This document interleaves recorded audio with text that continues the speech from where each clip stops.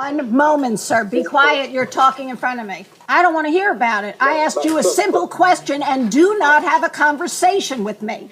Wait. Stop. Public defender, please control your client. Okay. Excuse me, don't say anything beyond what I am asking you. Trust me, I am looking. Ma'am, I am not here to talk to you about your breathing treatment. Excuse me. Oh, Lord. You might be a little confused. That wasn't Judge Judy. Or at least I'm 74% sure that wasn't her. Apparently, that was Florida Circuit Court Judge Marilee Ehrlich back in 2018. Thanks again, Florida. That woman she was yelling at was Sandra Twiggs, who was trying to explain that she was suffering from asthma as well as a chronic disease. Sandra was released, but because of those things, she would actually die 3 days after that hearing. Ehrlich was asked not to return to the courthouse after what happened, but it turns out she put in her retirement papers well before that. She served as a judge in Florida since 2008, and in 2014, she actually ran unopposed. She was automatically reelected without having to be on the ballot. Sandra wasn't the only person she treated like shit. There are clearly other people in the video. But who really knows what else she's gotten away with as a judge? With a personality like that, probably shouldn't have been a judge at all. This brings up a good question. How is it that we know more about fictional judges than we do the actual court system and the actual judges that swing those all-important gavels? Today we're talking courts. And before I forget, you can't handle the truth. There was literally no context for that. I just really wanted to say it.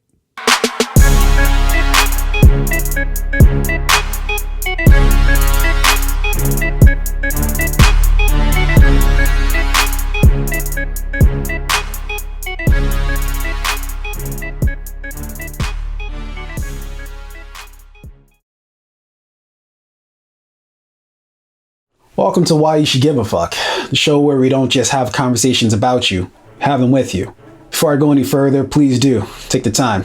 Hit some buttons below. There's a subscribe button, a like button. There's apparently a bell or something. I don't know. Just hit something. We greatly appreciate it. On with the show. Trying to figure out how the U.S. court system works is like trying to figure out the spiritual meaning of Kofifi.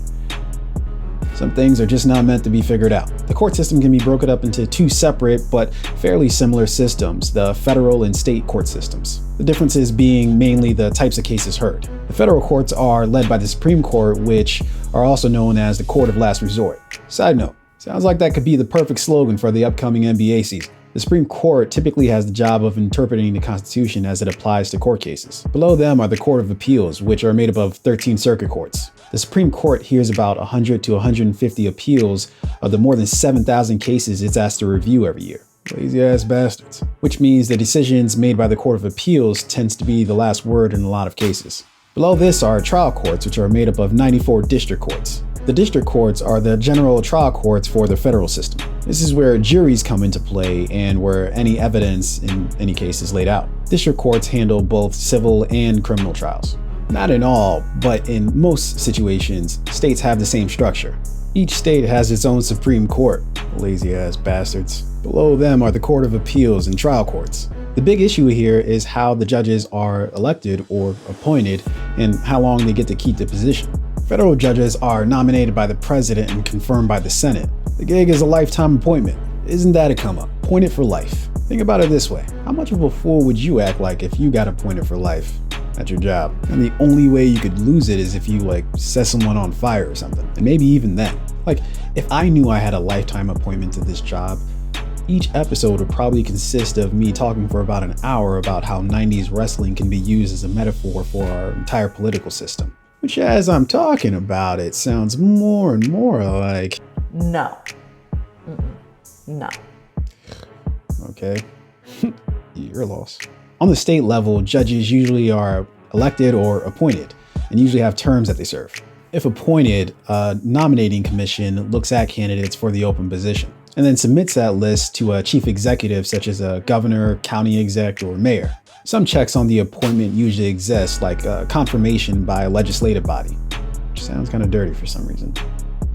If the judges are elected, then you get the strange scenario of them having to campaign, not just for votes, but for money to run their campaigns. What happens when a judge has to make a decision on a case that involves a business or a person for that matter that donated to their campaigns? I mean, it's not like judges are immune to bribery, as was the case in 2011 when a Pennsylvania judge was sentenced to 28 years in prison.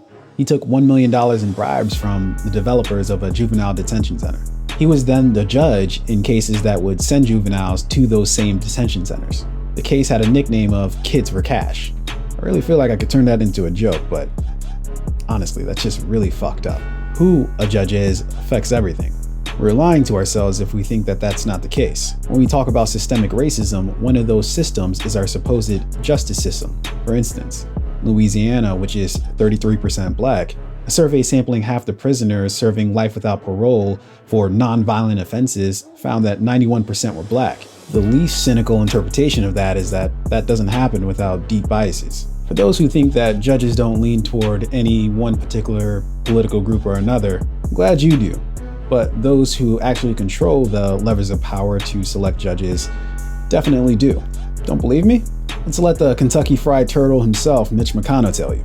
Appointing and confirming these strict constructionists to the courts who are in their late 40s or early 50s, and we're making a generational change in our country that will be repeated over and over and over down through the years. Led by McConnell, Republicans stopped Obama from nominating judges after they took control of the Senate in 2014. They clearly schemed to stack the courts with conservative judges. They were playing the long game, and now Trump is slanted the courts to the conservatives. And the sad part is, we won't truly feel the effects of that until well after Trump's out of office, assuming that that actually happens.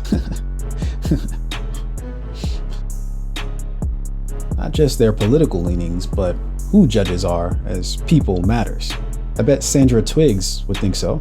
Or those kids who went to a juvenile detention center at the hands of a corrupt judge would think so as well. And we select them, the judges, whether it's directly as a result of electing them or indirectly through whoever our representatives are. Judges have the direct power to affect what happens in our lives. And if you don't think that applies to you, well, I guess you just haven't been in that position yet. That's why being engaged in the political process matters. That's why voting matters. It's all connected. Informed voting matters. If it sounds like we're repeating ourselves on that note, here's why you should give a fuck. Because we are. Most of this show is honestly just Genevieve and I trying to discover different shit about our political system. As we dig deeper, it seems like we always come back to that same issue of voting one way or another. And that makes sense given how things are set up. It's crucial to every aspect of our lives, whether we know or care. And that's why you should give a fuck. Major Supreme Court rulings have changed the course of U.S. history. They can impact the way that society progresses or the way that certain issues are viewed. For example, the 2015 case Obergefell v. Hodges, where it decided that the right to marry is a fundamental liberty and that this should apply to same-sex couples just like it does to opposite-sex ones. 5 years after this ruling, support for same-sex marriage is at 67% and has been trending upward since the Supreme Court made their decision. And while these 9 justices are tasked with interpreting laws that will impact America, the makeup of the court doesn't really represent the way that America looks. Out of the Supreme Court's now 230-year history, only 5.3% of justices were women or minorities, and only 3 people of color have ever served on the nation's highest court.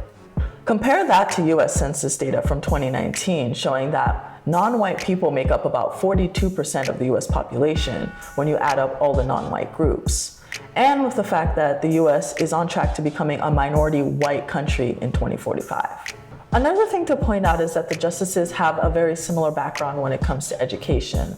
All 9 of the Supreme Court justices have attended either Harvard or Yale Law School, so they're all coming from an Ivy League school perspective, which can have a very real impact on how they approach law.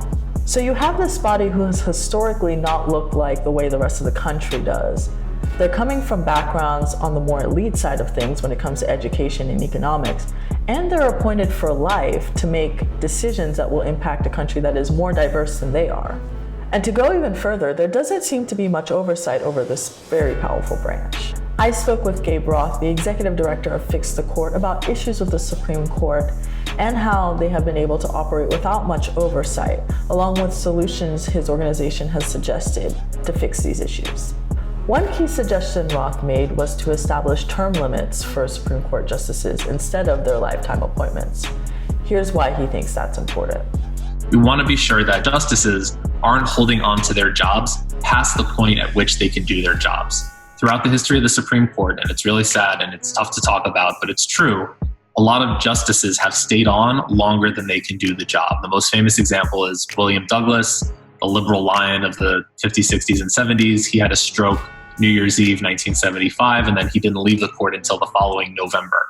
He essentially had his clerks and his closer friends on the court do the job for him. So that's nothing quite as bad has happened in the past, but there have been several instances, even in the last 20 or 30 years, where something close, where mental faculties have left the justice before the justice has left the court. So we want to ensure that that's not happening. Fix the Court is calling for an 18-year term limit for Supreme Court justices. And while that does seem like quite a bit of time, Roth explains his reasoning behind this. At the same time, we want to balance that idea with the idea of judicial independence. We don't want this to be like an election, an elected office where every 2, 4, or 6 years you get a new guy or gal in there.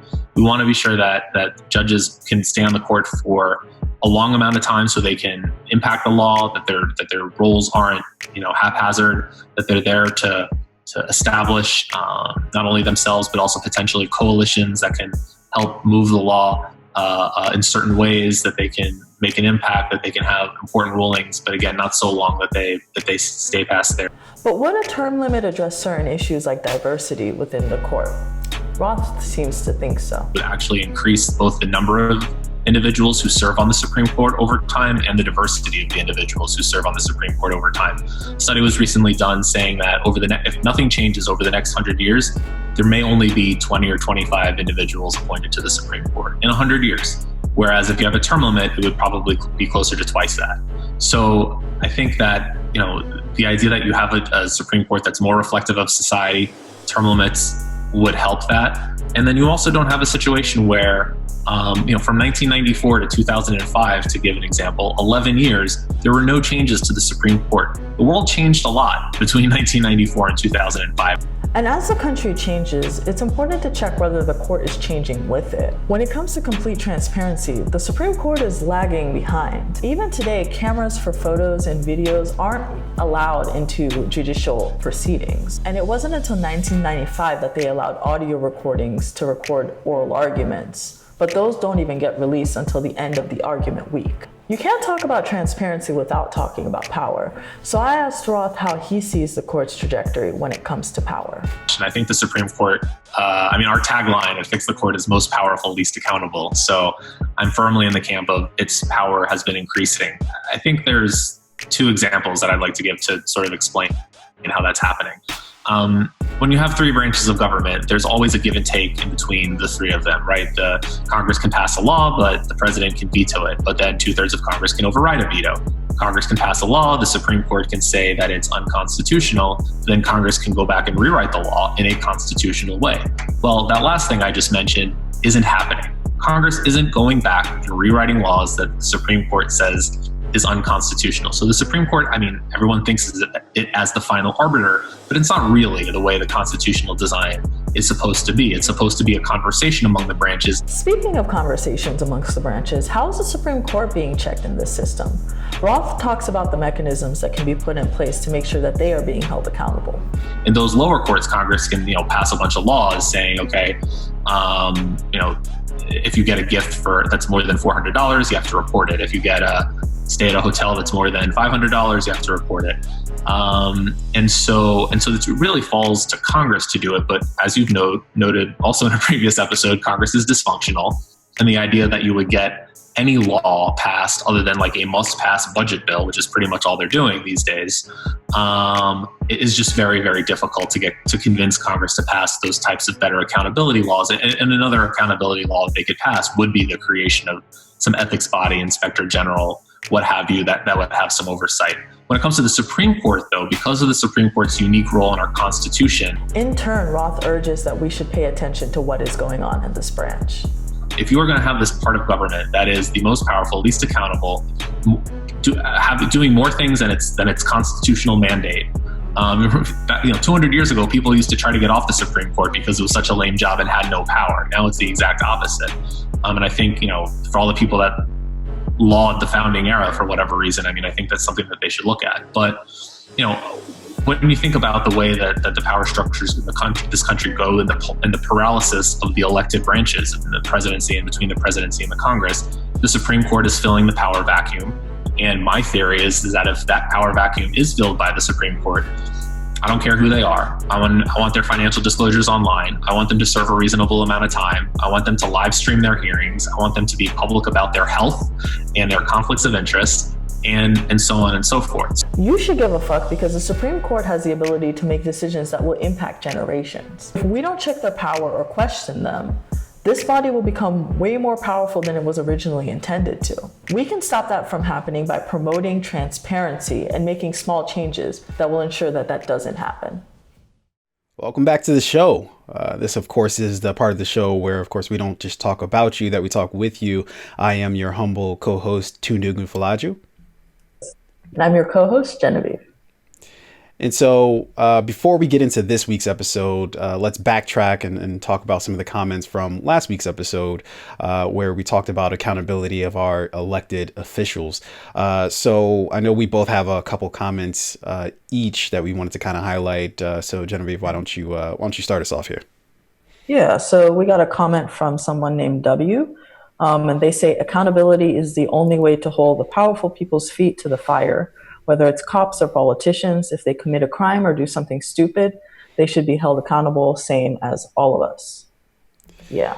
Yeah, So, it's really sad that we actually have to that it has to be a comment that that we have to be like, do we do that already? It's insane that we that our political system is set up in such a way that a simple statement like that can be pulled into question, where you have a lot of politicians who aren't held accountable, whether it is, if they do something illegal directly or if they're just ineffective at their job, where they don't do the things that the voters want them to do. And, there's a world where we have legalized bribery, right? Where, they have these contributions to their campaigns as they run, and to the public, they say, oh, yeah, hey, vote for me because I believe in whatever X amount of things, right? And then, they get into office and they do direct opposite of what they promised they would do, simply because they're beholden to the people who donated to their campaigns. That's one thing we didn't necessarily highlight too much in this particular episode, but I felt like that was grounds that had been well covered and can be done a lot better than we can do it justice with. yeah. And I also think a key part of this comment was that all of us. A lot of the times politicians and elected officials seem to be held to different standards. And they really shouldn't, because we're the ones who put them there. So they shouldn't be running around like, oh, we have this type of power and nobody can check us. And all of a sudden they want to act offended whenever you want to do investigations into what they're doing or look into any wrongdoing. So yeah, that all of us part, I think, really resonated with me, because it kind of shows the inequality of how different people with different type of power are treated. So yeah, thank you for your comment. Absolutely. Let me throw one in here. This comes from us to us from Martin Rad. He or she starts off as love your show. Great job. First of all, good looks. Thanks for that, by the way. Isn't the best way to have accountability direct democracy? And I guess they're saying they're from Norway. So, this is a question, and I don't think, and the fact that I even have to preface this is kind of laughable, right? We're no scholars, we're not, the foremost experts on this. Clearly we're just people with opinions. And so the idea of a direct democracy actually does sound really, really, really good, right? That why don't we directly vote on whatever the issues are? We can just do, hey, what's the popular consensus here? But there are a couple different issues with that, right? So for starters, speed, right? That to decide on any issue. Like take, for instance, we're clearly in this, COVID-19 era. For like a stimulus package, right?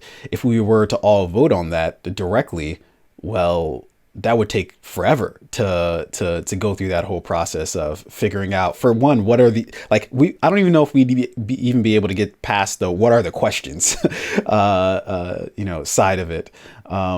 So you have that issue of just being able to make quick decisions that, having elected officials, however inept that they might be, they at least can move at somewhat of a faster pace than it would move if if we're going directly to the people for a vote. And then I forgot what my other reason was, so I'm just going to pass that along to you, Jen.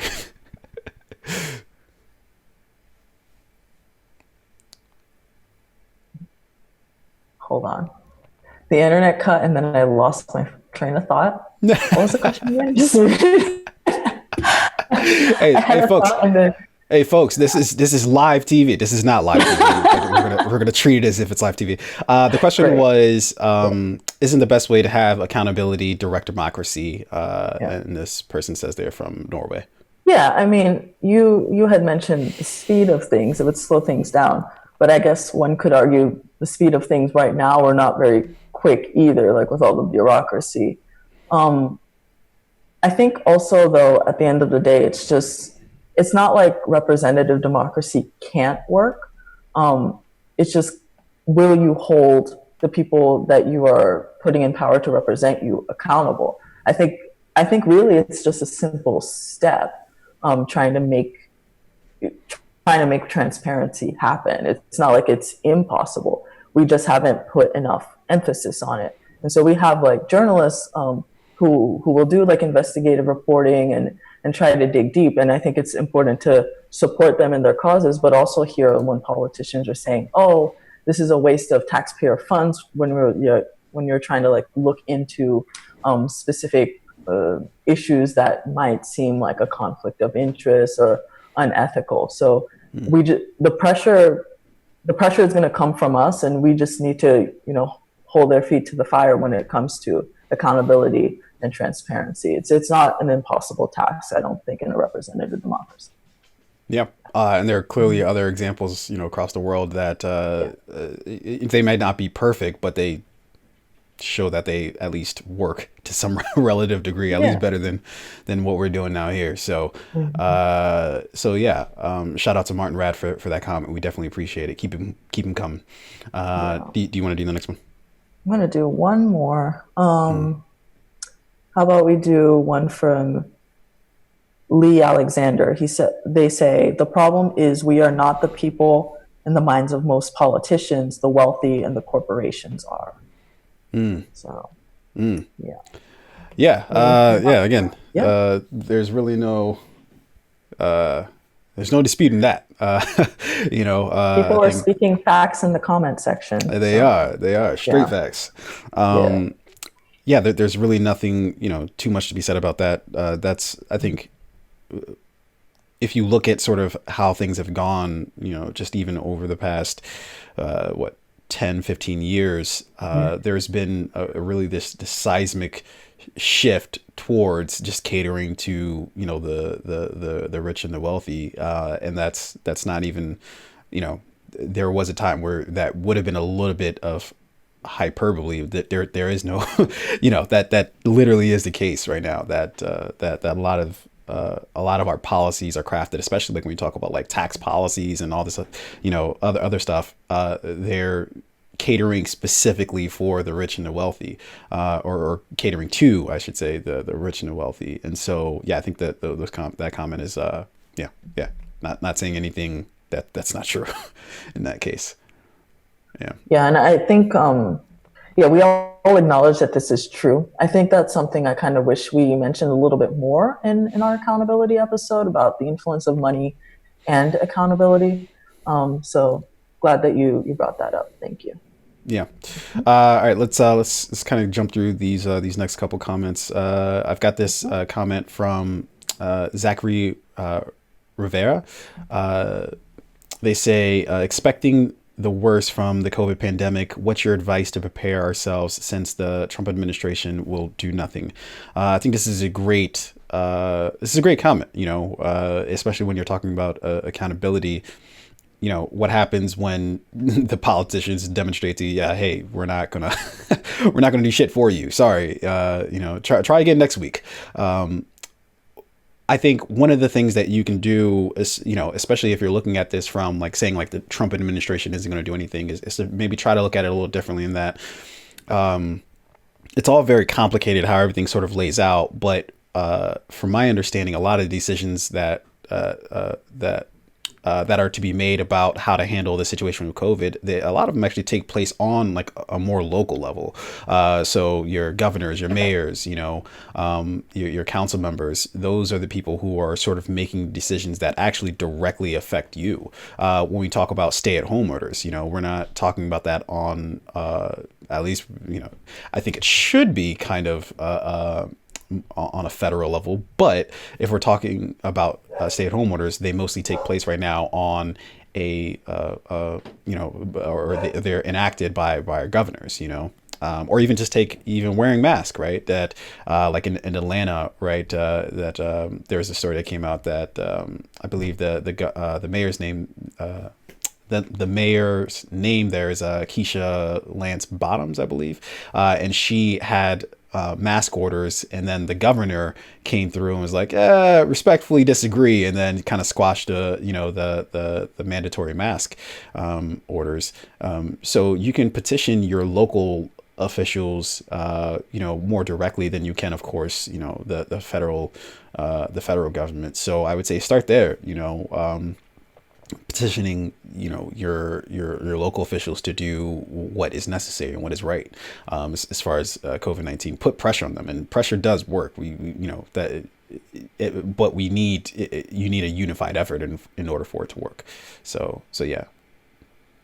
And local officials, Tunde, like you mentioned, are really important, but sometimes federal government can try to withhold money if those at the local government level don't want to comply with things that they're doing. Like, for example, Trump and Betsy DeVos, Secretary of Education, were basically saying they were threatening to withhold funding from school districts who didn't want to comply with opening up this upcoming school year. So that's something that I guess the public can put pressure on their elected officials to hold firm when it comes to values and things of public safety. But that also is a very real possibility and a thing to deal with. People being like, oh, maybe we shouldn't go forward with this because we won't actually get funding to enact the things that we actually want to enact. So I think that's something that's important to keep in mind as well. Yeah, absolutely. And so shout out to Zachary Rivera. Thank you for the comment. We definitely appreciate it. Then let's do one more, and we don't have to spend a whole lot of time on this one. But actually, you know what? Let's just wrap it up there. For time's sake, I think we're running a little low on time. So thank you for the comments. Like I always say, feel free to comment below. Whatever your thoughts are on any issue that we're talking about, and we certainly might feature your comment on the show. So type away. Now let's get to this week's episode. This week we talked about courts, and what you guys didn't see in the 8 versions of this that we tried to film is me trying to remember exactly. A little fatigued, so my memory is not doing me justice here. I couldn't remember exactly what we were talking about, but it happens. Yeah. And also, I just have a terrible memory overall. But we were talking about courts in this particular episode, and so it was very interesting, kind of going through the whole process of what angle do you, when you talk about the court system, what angle do you even start from? There's so much to it that it's hard to pick any one specific thing, because it's a giant clusterfuck, our entire court system here in the US. But I chose the route of talking about specifically about judges and how they're either elected or appointed by, you know, whatever officials that might appoint them either on the federal or state level. And just looking at that whole process, you know, for me was, it was interesting, because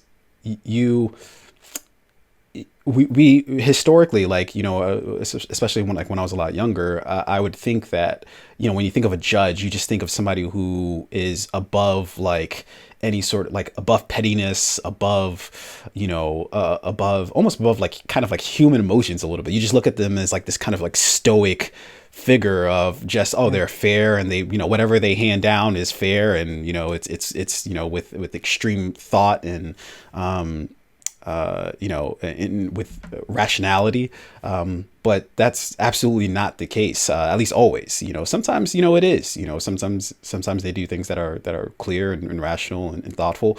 Sometimes they don't, you know, they're just like regular people, you know, and to think otherwise is kind of foolish. So, you know, I spent a lot of time talking about or thinking about, you know, what goes into selecting someone, you know, and I think that that's an important part of the process that we don't talk about or really scrutinize that often. I remember, and I didn't get a chance to add this into the piece, but when I was looking through the ballot for this past primary season, where we had the Maryland primaries, I saw some judges on there, and I was like, are they like running against somebody, or is there like, who are these people? Like, I had no idea, no concept, no nothing when it came to the you know, the selections there, and I just was like, all right, I mean, I guess whoever this is going to be the judge, and it's just like, the fuck, like, you know, that's a very strange, like, process, you know, when you're just selecting somebody out of the blue. You have no idea who they are, what their background is, or what their temperament is, you know, and yeah, I just think that's insane, you know, that can be the case. So I don't know, we talk about voting a lot, and I don't think we're ever really going to get away from that, because everything that we talk about kind of centers around voting, you know, whatever issue it is. And you might say, oh, you know, voting doesn't matter. Well, yeah, to a lot of people, especially those in power, voting does matter. So yeah, I'll let you define what your section was speaking to. And I kind of took it, so I specifically focused on the Supreme Court just because that body has always seemed very interesting to me. You know, you have 9 people who have this lifetime appointment to decide, like, oh, this is what the law of the land should be, basically. And that just always, I don't know, that gave me some pause. So I wanted to dig a little bit deeper into, like, what does the justice makeup look like? And I think the one surprising thing that I found was that there were only 3 minorities in the whole 230-year history of the Supreme Court. And I'm like, wow, like, these are people who are not only deciding on laws, but kind of like what our institutions and structural things will kind of look like, our politics will look like. And it's, the representation is lacking, to say the least. So yeah, I looked a little bit about that, like representation, and then also major issues with the Supreme Court itself, because a lot of the times the Supreme Court is not really, it's one of the branches, it's in one of the branches of government that doesn't have much oversight, oftentimes it feels. So I kind of like digged into possible solutions to, you know, kind of help the transparency side of things. So, yeah. And there's a lot that kind of goes into that in terms of, like, it's not this cut and dry issue, especially like when you're talking about like the lifetime appointments. Like, I know we kind of disagreed a little bit, as far as like,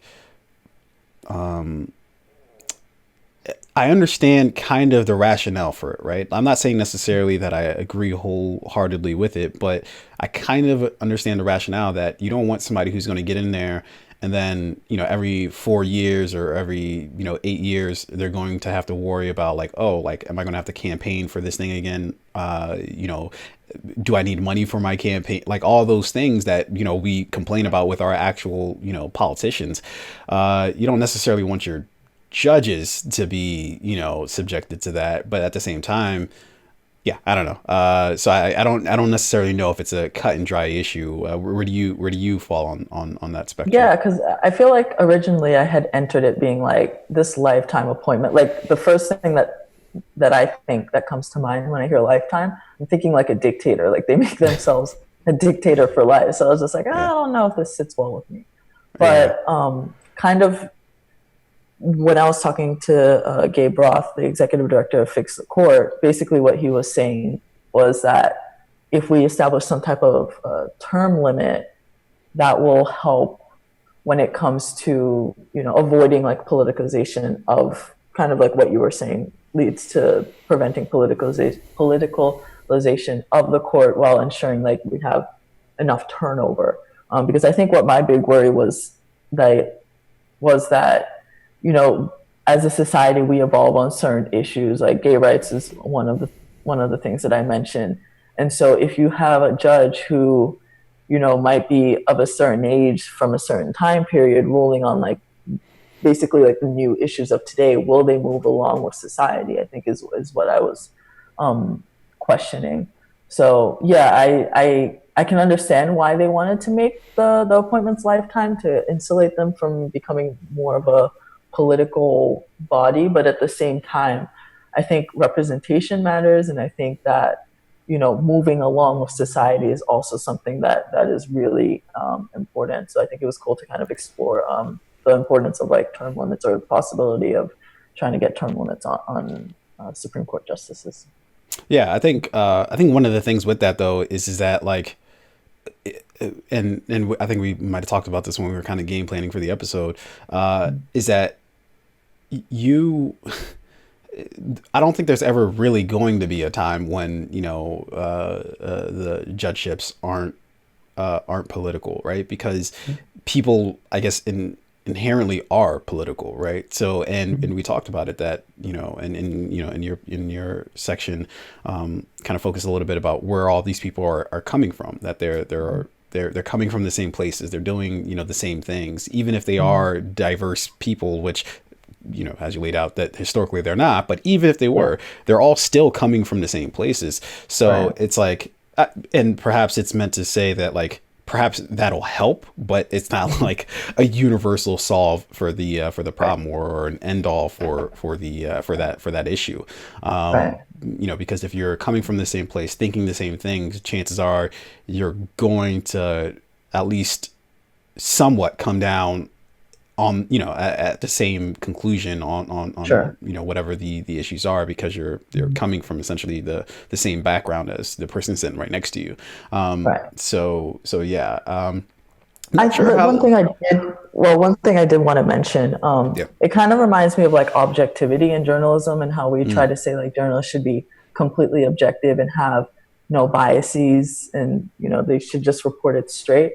And I think it's pretty well established that that's not actually possible. I think like objectivity is kind of almost like a false narrative. I think fairness is something that should be strived for. And I think that's the same thing that we should ask for our judges, which is all the more reason why accountability is important. Like, we know they're probably going to lean one way or another, especially depending on like what president is trying to appoint them or choosing them. But what we can do is try to hold them accountable, try to find out like, what conflicts of interest they have, what type of financials, financial disclosures, things like that. Those are things that we do have control over. And I think something we should ask for is like at least fairness, maybe not nonpartisan, but fairness within the courts.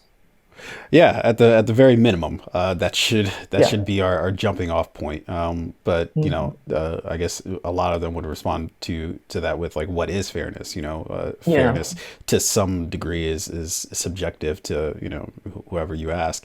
So yeah, who knows? These are questions that we clearly aren't smart enough to answer. So hopefully, some people in our comment section can help us answer some of these questions. You know, we try, and we're in overtime here, but I just want to get this in real quick. Look, we try to come at it not from this angle where we're talking down to people, because like we couldn't, even if we wanted to, right? That we're trying to have conversations, that we aren't experts on all this stuff, and we're not even trying to come at the from it, with the direction that we are experts, that we have a sense of discovery with all this, just like everybody else. And so, whoever is out there watching this, feel free, again, your comments below are extremely valuable to us, and they force us to sort of think about things and have conversations that we might not have otherwise. So, feel free to comment below with whatever you think about, anything about the episode, or even any episode prior. We definitely love the comments. We love the activity. And we just want to foster more of that conversation. So, we appreciate you guys. But yeah, we got to get the hell out of here, because we've clearly spent too much time already, yapping your ears off. So, we will be back next week. Same time, same place. Genevieve, hit the usual sign off. All right, guys. Thank you so much for watching. Make sure to catch us every Wednesday at 7 p.m. Eastern Time, 4 p.m. out west. And we look forward to seeing you guys in the comments. Make sure to hit that like button and subscribe. Thanks. Peace. You heard the woman. We out. Hey.